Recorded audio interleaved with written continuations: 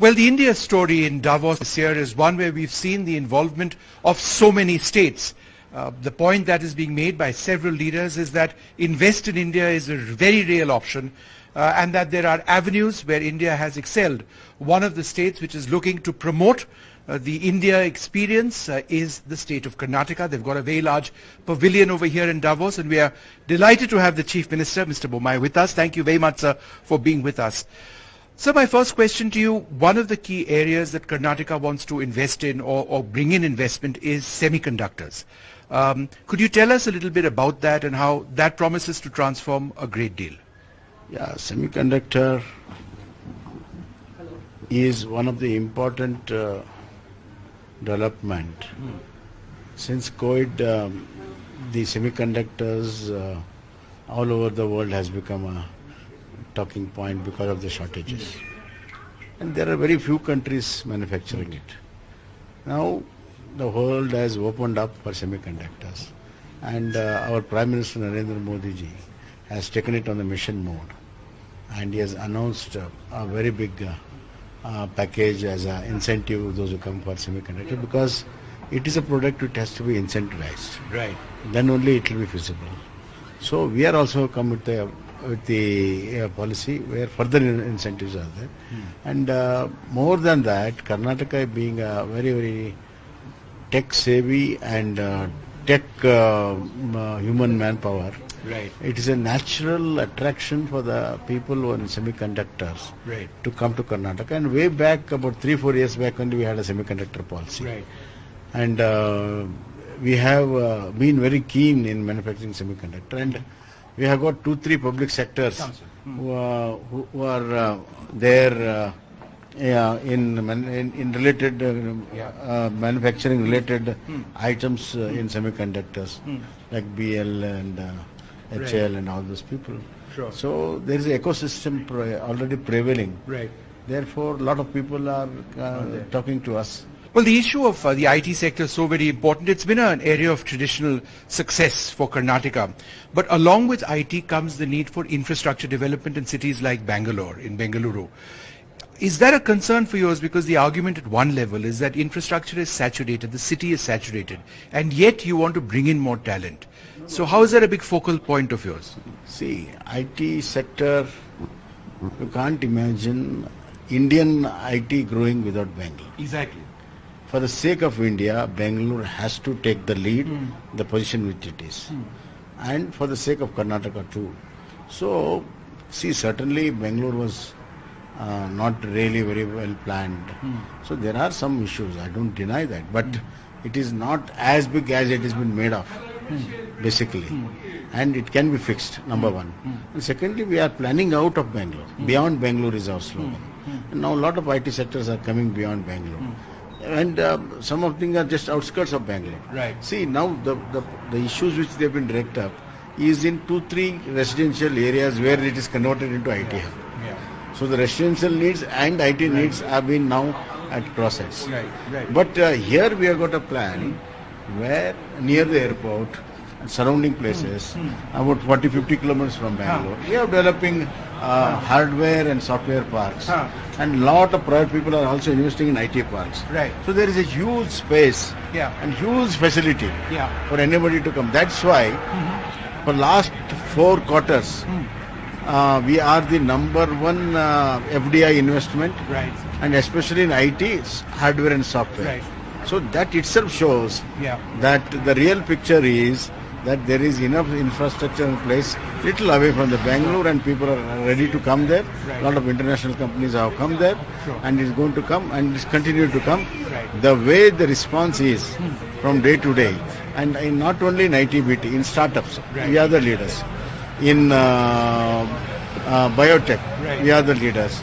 In renewable energy, we are the leaders. In EV, it's going to be a EV vehicle manufacturing hub. So the saga of technical driven economic growth in all these fields will continue, and of course, as a responsible government, we will fix up the problems. Aerospace is another area of excellence, but again, even within the government, there have been talks of taking away Aero India from Karnataka, moving it to other parts. And I know there's been this discussion back and forth, but I can't imagine Aero India without Yelahanka, which is why I'm curious. I know. Yelanka has been like a mother for all aero shows, Yeah. and with all facilities fixed. And business. And I want aero air show to be a permanent feature in Bangalore, in Yelanka. Yeah. That is our real need Right, and our demand also. right. But the aerospace has also grown in many folds. Yes. There are a lot of R&Ds in aerospace, in defense sector, Yes. in government of India sector, as well as in private sectors. Yeah. So aerospace is a very niche area, and we have got aerospace park also, Yes. especially, and a lot of investment is also Right. coming there. We are coming out. But is this a battle within the government, between you and this? Because the centre wants, for example, UP to develop more, Gujarat to develop more, shift it out. See, Is this it is aero show is more of a defense. Right, right. So they want to showcase defense in different places in different times. That is the issue. Right, right. There is nothing more than that. Right, But we have moved ahead of aero show. right, of course. We have moved ahead of aero shows. Right. And a lot of international players are already come, settled, and a lot of exports from Bangalore going all over the country, Right. including one of the prestigious companies. So we are very well grounded as far as aero shows are. I mean, air show is concerned as well as aerospace is concerned. Right. So one final question. You're here in Davos, you're looking to bring in investment, and yet the headlines back home in Karnataka have to do off late with this conversion bill, the anti-conversion bill and all. Does that affect, the message that you're trying to sell here? It is nothing to do with investments, nothing to do with growth story. See, I'm telling you, for last 4 quarters, a lot of other issues, domestic issues are there. You tell me which state doesn't have domestic issues, one way or the other.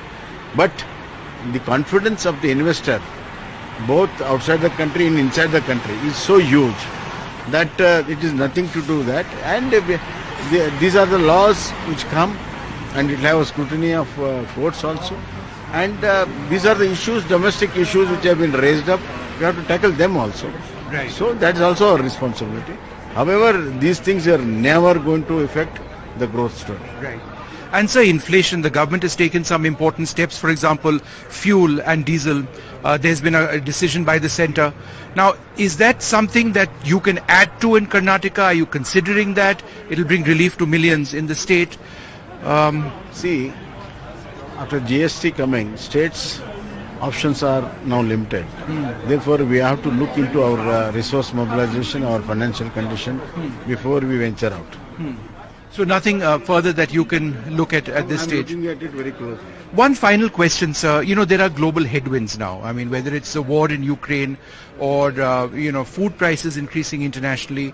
How much is that impacting the growth story, say, in Karnataka? I know it is at the India level. All countries are being affected. Is this a worry also as you try and sell the Karnataka story worldwide? See, this food scarcity is at present, it is a few country specific, which can be tackled with this globalization. But a long-term food security policy is necessary for the globe, because the land is shrinking, the people dependence on the land is increasing. So we have to save the land, the soil, the natural resources. Right. And we have to bring more productivity, more yield crops, and very less harmful insecticides. Planning it properly is a long-term issue which you have to tackle. It is not only the governments, it is the society has to do it. And Karnataka is been doing it because we have got 10 agroclimatic zones which no state has. So we've been tackling these issues. And as far as Karnataka is concerned, we have been growing most of the this thing which is self-sufficient, but this is not Karnataka issue. It is an entire global issue, not even Indian issue. Absolutely. So it has to be tackled in that way. Well, it's good speaking to you. Thank you so much. And I hope, there is more investment, and I hope that the Karnataka story, which has been dominant in Davos for so many years, continues. I'm sure it will. See, I am a very optimistic person, very hopeful. Here, after coming to Davos, I was speaking to a lot of people who have invested and are going to invest. I am not only hopeful, I am very confident Right. that much more is going to come, and we are going to have a global investor meet in November, and that will be a very, very, very big ticket event, right. and looking forward for not only in terms of investment, in terms of finances, but in terms of technology. Sure. That should be great. Thank you, sir. Thank you very much.